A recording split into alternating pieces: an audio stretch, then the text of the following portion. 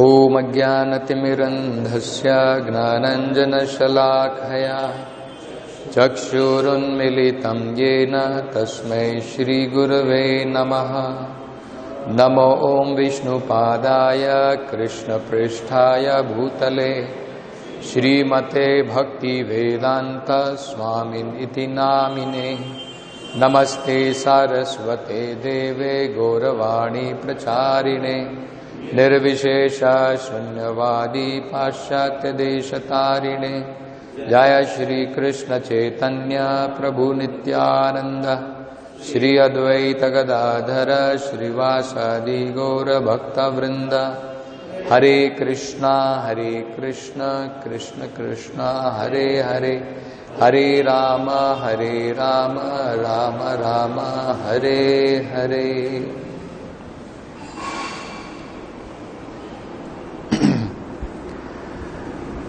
So here is a very interesting explanation by Prabhupada about the appearance of Lord Varaha. Earlier to this we saw the Lord as Varaha appeared from the nostrils of Brahmaji, and he was very small, like upper portion of the thumb.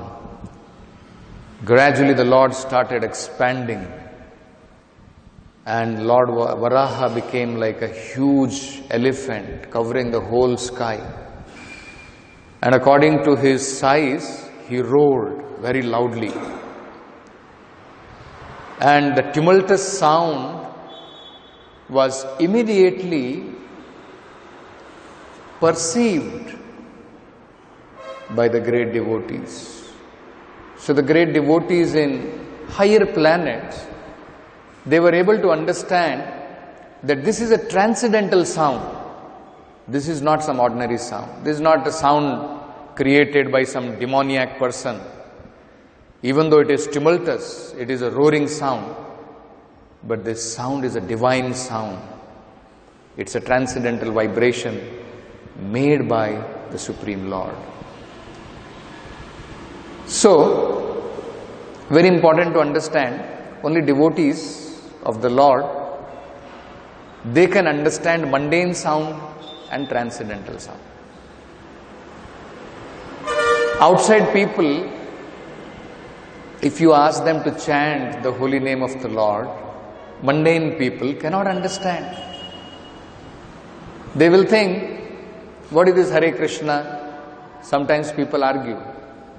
Mantra, is it just a repetition of the word? Then I can also chant table, table, table. Sometimes, one student had met, one of the devotees in Bangalore, and he was saying that I am also chanting mantra.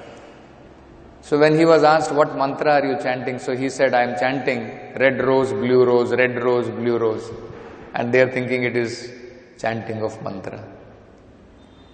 So we have to understand, only devotees can understand the difference between transcendental sound, mundane sound. So what is the first very important understanding?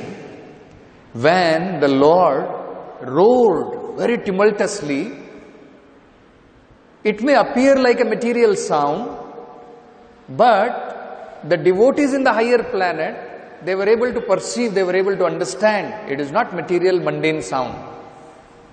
This is transcendental divine sound of the Lord.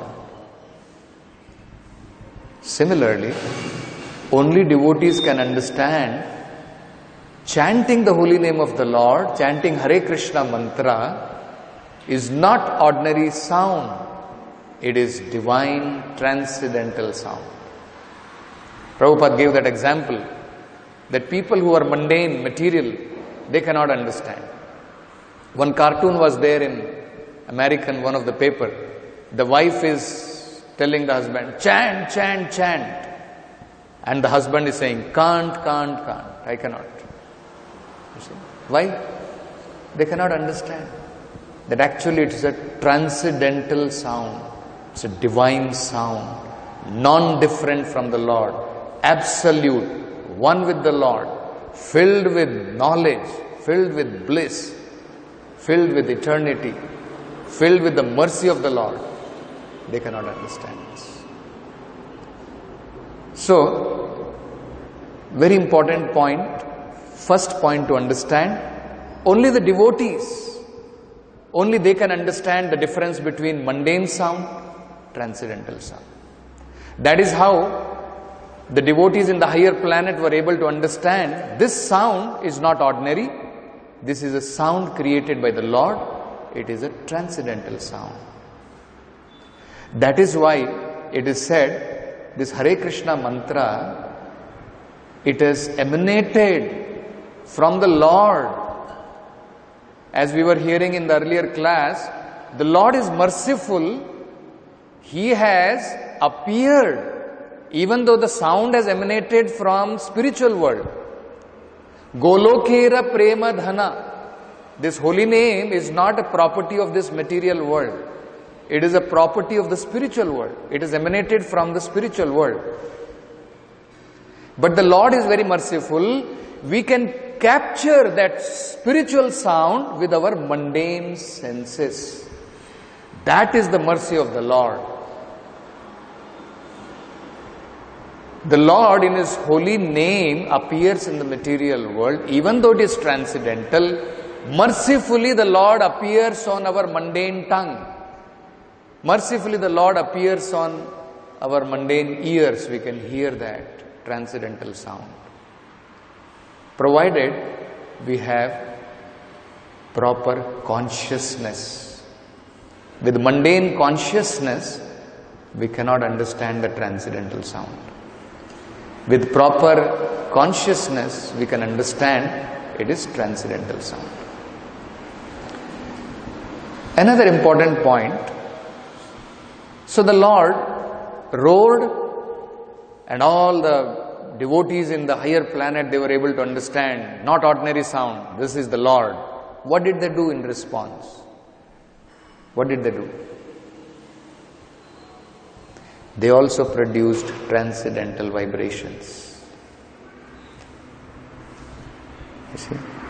What did they do? They started chanting Vedic hymns. What does it mean? They are glorifying the Lord. By chanting the Vedic hymns are meant for glorifying the Lord. Glorifying the personality of the Lord. You see? It's very interesting to understand this. Practical. What did this higher devotees in the higher planet do? The moment they understood it is not an ordinary sound, it is a sound created by the Supreme Lord. It is the Boar incarnation of the Lord who has appeared, the divine incarnation. What did they do? They immediately started glorifying the form of the Lord by Vedic hymns. And Prabhupada is explaining the meaning of this. What does it mean? Why did they start glorifying the Lord with the Vedic hymns? Because Vedascha sarve ahameva vedyaha Vedanta krit vedavit cha aham. Krishna is very clearly saying, what is this Vedas? Vedas is created by me, compiled by me. Vedanta krit. Vedavit. Knower of the Veda is me. By the Vedas, I am to be known. Cha aham. So imagine, if by reading the Vedas, by chanting Vedic hymns, we are not trying to glorify the Supreme Lord, the purpose of Veda is not served. It is useless. Another very important meaning Prabhupada is giving. Let me see if somebody can recognize. Prabhupada says a very important meaning. One more important point we can understand from this. This is the beauty of Prabhupada's purport. Very beautifully Every single point is explained by Prabhupada. I'll give you a hint. Prabhupada says, the songs of great acharyas, what does he say? The songs of great acharyas written by Narottam Das Thakur, written by Bhakti Vinod Thakur, they are not ordinary sound. What does he say? They are, what does he say? Transcendental sound, glorification of the Lord. They are non-different from Vedic hymns. Mutually it is correct. If by Vedic, reading Vedic hymns, you don't glorify the Lord, it is waste. Those Vedic hymns are waste. On the other hand, you glorify the Lord, may not be using the Vedic hymns, but actually they are as good as Vedic hymns. In simple language, Bhakti Vinod Thakur, in simple Bengali language, he has glorified, Narottam Das Thakur has glorified the Lord. But Prabhupada is saying, they are Vedic hymns. They are as good as Vedic hymns. There is no difference. Why? Because Vedic hymns are meant for the glorification of the Lord. Here, Prabhupada is explaining another very important meaning. He is showing how Lord Varaha is Vedas personified. Anyone? See, we have to hear, analyze, understand properly. You will find transcendental meanings, transcendental varieties of meanings in Prabhupada's purport. Prabhupada is saying, first of all, no doubt, Vedic hymns are personification of the Lord. Here, Lord bore personally showed, I am personification of Vedic hymns.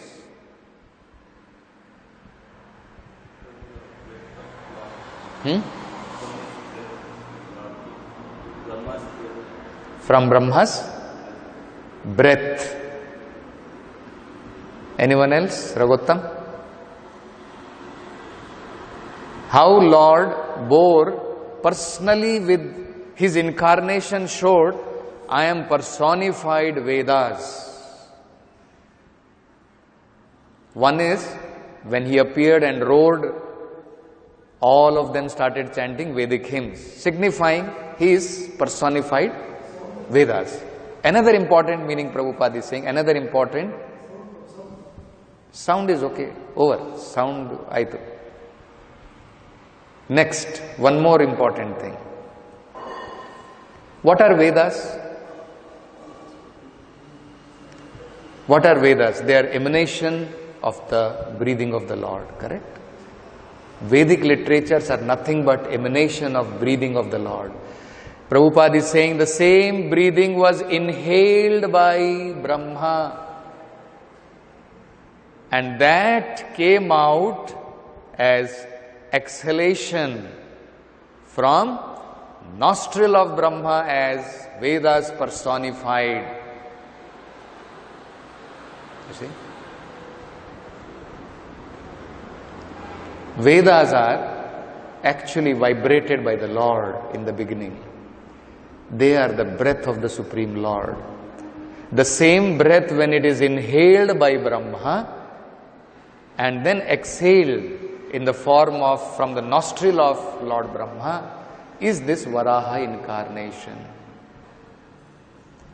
So in that way also, Varahadev is personified Vedas.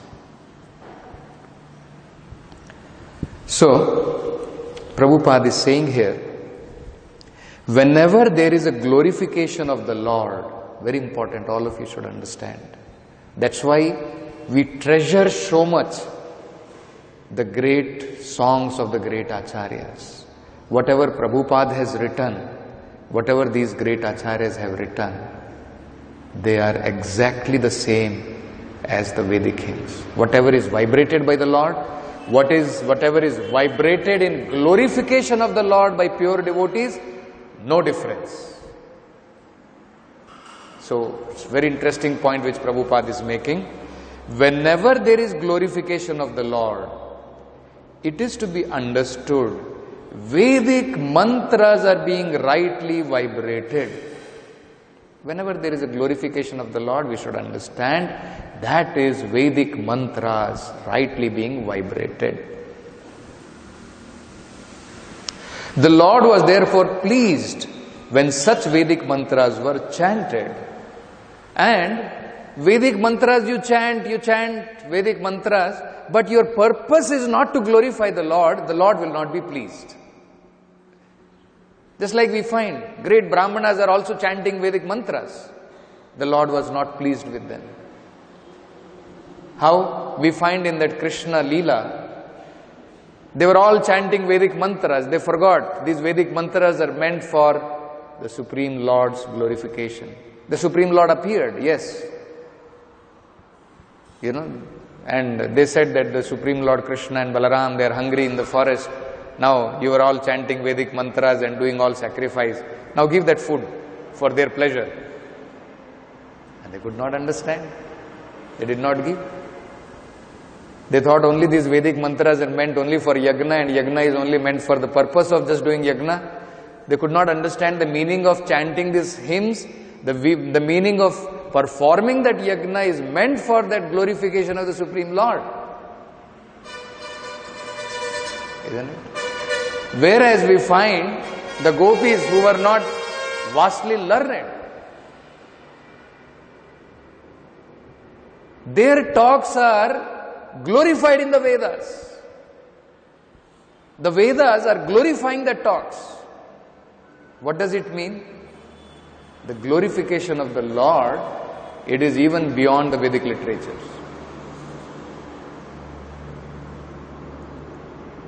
We find that actually in Bhagavatam, when the Lord was moving in Dwarka, the women, they were standing on the, they were standing on the rooftop and they were conversing with each other about the Leelas of the Lord. And Bhagavatam is saying that was more pleasing to the Lord than the chants of the Brahmanas. When the Lord was moving, Brahmanas were also chanting, they were also glorifying. But the simple glorification of the Lord by the talks of those women, devotees of the Lord, they were more pleasing to the Lord. So actually Vedic literatures are meant to glorify the Supreme Lord. That is very important.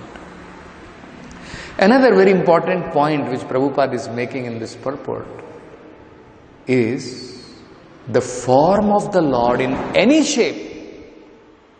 Any shape. It could be Varaha, it could be Matsya, it could be the Lord himself as Krishna, it could be as Lord Rama, Narsimha, or it could be the deity form of the Lord, or it could be the vibration form of the Lord, Shabda. In any of the form of the Lord, in any shape, Prabhupada is saying three very important aspects are there. What is that? Full knowledge, transcendence, and mercy of the Lord. Full knowledge, transcendence, it is not material form. Any shape of the Lord, whether it is deity form, whether it is Shabda, vibration of this holy name, it is filled with mercy. It is filled with spiritual aspect. It is filled with chit, knowledge. Actually, especially in Kali Yuga, these two are very important. Because we are not in the position like this Satyaloka planet. These devotees, first of all, they were able to identify the transcendental vibration of the Lord. They were so great, their consciousness is so great. And then they are glorifying the Supreme Lord. And they are able to see the form of the Lord. They are able to see Varahadev. But are we so fortunate enough? Is our consciousness so high that we can understand the vibration of the Lord, the tumultuous sound made by Lord Varaha? Or are we able to see that incarnation of the Lord, the different forms of the Lord? So, for people in Kali Yuga, the Lord is very merciful. Mercy aspect of the Lord is very high for Kali Yuga. It is transcendental, it is filled with knowledge, but mercy aspect is more. We can see that mercy aspect of the Lord. Even though Lord Krishna is very merciful, Chaitanya Mahaprabhu is Mahavadanyaya, greatly more merciful. Correct? That we see. Even though the Vedic hymns are meant for glorifying the Lord, we find the Lord is so merciful that He is giving a mantra which does not require to be chanted by just Brahmanas. It can be chanted by Chandala. What is more merciful than that? Just imagine. How much is the mercy of the Lord in Kali Yuga? Actually, Vedic hymns are meant not to be chanted by a common man. Common man cannot chant. Vedic hymns are meant to be chanted by qualified Brahmanas. But the mercy of the Lord in Kali Yuga is so much. The Lord appears as His holy name, as Hare Krishna mantra, in that particular form, which anyone can glorify. Even a Chandala can chant the holy name of the Lord and gradually become purified. Another very important aspect, merciful form of the Lord is Vigraha form of the Lord in Kali Yuga. And the spiritual master Prabhupada, the great Acharya, has given in abundance these association with holy name, association with deity form of the Lord in abundance. He has given in Krishna consciousness. You see? In one lecture in Prabhupada, in Hyderabad, Prabhupada was giving a lecture in, I think it was around somewhere in 1960s, 70s, Prabhupada was giving a lecture in Hyderabad. So Prabhupada had just installed the deities of Radha Krishna in Hyderabad temple. That Abbott's one temple is there. So Prabhupada was saying that how Prabhupada was actually giving a lecture on 7th chapter, 1st shloka, where Krishna is saying, Sri Bhagavan Vacha, Maya Sakta Mana Partha Yogam Yunjan Madashrayaha. And Prabhupada said, actually, the deity form of the Lord is the best way to take shelter of the Lord. Madashrayaha. And the deity form of the Lord are the best way to even think of the Lord, along with chanting the holy name of the Lord. So actually we can see in abundance, we can associate with the merciful form of the Lord in the form of vibration, holy name, in the form of deities of the Lord. So Prabhupada explains how this is possible. What is Krishna saying? Krishna is saying, Maya asakta mana. Make your mind attached to me. This is actually very important.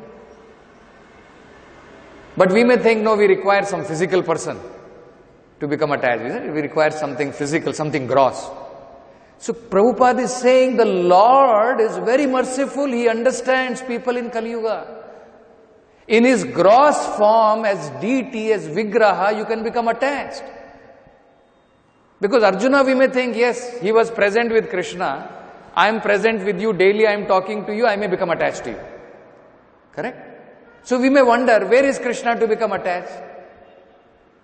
Okay, for Arjuna, the Lord was available.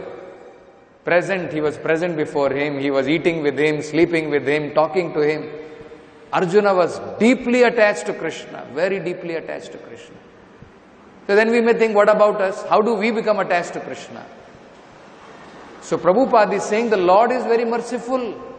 Do not differentiate. Here, there in Vaikuntha, Krishna is different, and here in the temple, Krishna is different. Prabhupada is saying, do not differentiate. This is marble Krishna, that is original Krishna. No. The Lord is very merciful. Even in his deity form, if we have proper consciousness, we will become attached to the Lord.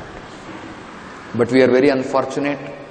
We are attached to the mundane things in this material world. Day before yesterday, I think it was yesterday only, I was hearing beautiful example of Prabhupada. So, see, we should all take note of such beautiful examples, beautiful things said in Prabhupada books, in his lectures. Anyone remember a very beautiful story Prabhupada talked about? There is in India, there is a bird called tick bird. You see, they are trained in such a way, they are in so much illusion. The tick bird, you know, what do they do? Actually, they are entrapped in a cage. They are entrapped in a cage and then they are left outside. But they are so trained, they are so much illusion that even though they are outside, they are left outside, they don't fly away. Even though opportunity is there to fly away, they don't fly away. Again the master said, tick, tick, tick, tick, tick. And the poor bird once again goes inside the cage to be entangled in that. We are so unfortunate.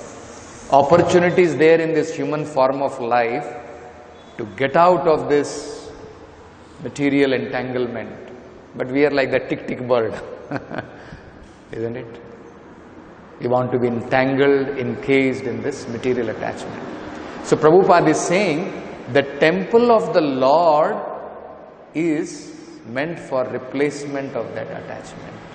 We should become attached to the deity forms of the Lord. That form of the Lord will never forsake us. I'll just read a part of that. It's very beautiful. Prabhupada says that.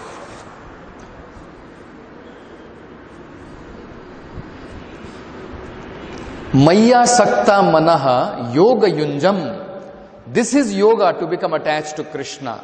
This is the beginning. If you come to the temple daily, see the transcendental form, Satchidananda Vigraha.